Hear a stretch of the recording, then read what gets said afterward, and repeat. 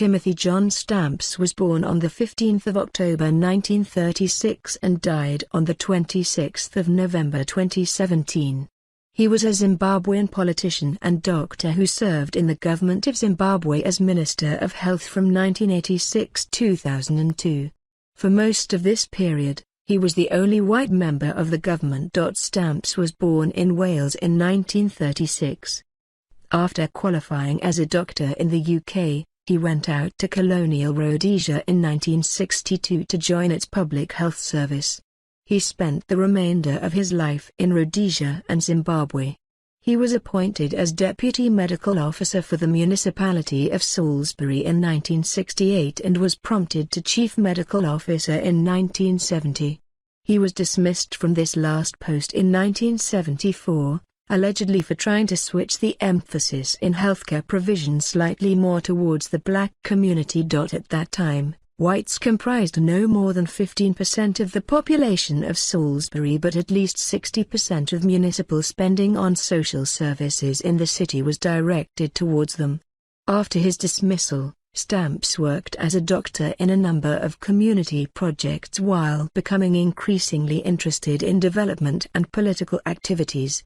He became chairman of the Freedom from Hunger Campaign, a UN-sponsored organization, in Rhodesia. In May 1976, he was elected to Salisbury City Council. At the time of Zimbabwe's independence, an insurance-funded healthcare system provided a first-world provision for most whites. By contrast, most blacks enjoyed only the most basic of medical services. The only access to healthcare for blacks in rural areas was through mission station clinics or clinics provided by white farmers for workers and their families. In the early 1980s, Stamps was active in raising finance from overseas sources, government, NGO and international organizations, to fund the construction of clinics and community hospitals in rural areas.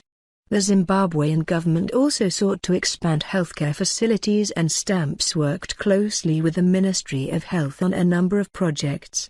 One thing Stamps found with these early projects was this: it was less difficult to raise funds to cover the capital construction cost of a project than it was to cover its continuing revenue costs. He also took an interest in wider social and economic problems facing Zimbabwe.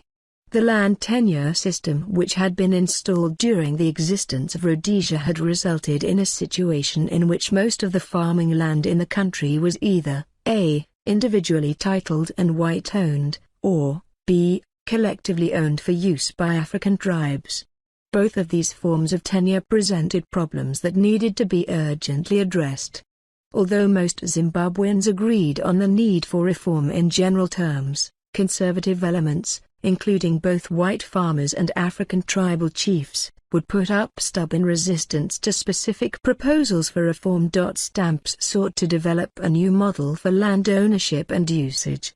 In 1982, he acquired a formerly white-owned dairy farm near Harare for development as a cooperative.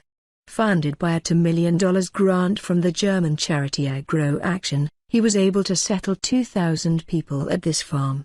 Stamps claimed that Vuti Farm became self-funding after 8 years,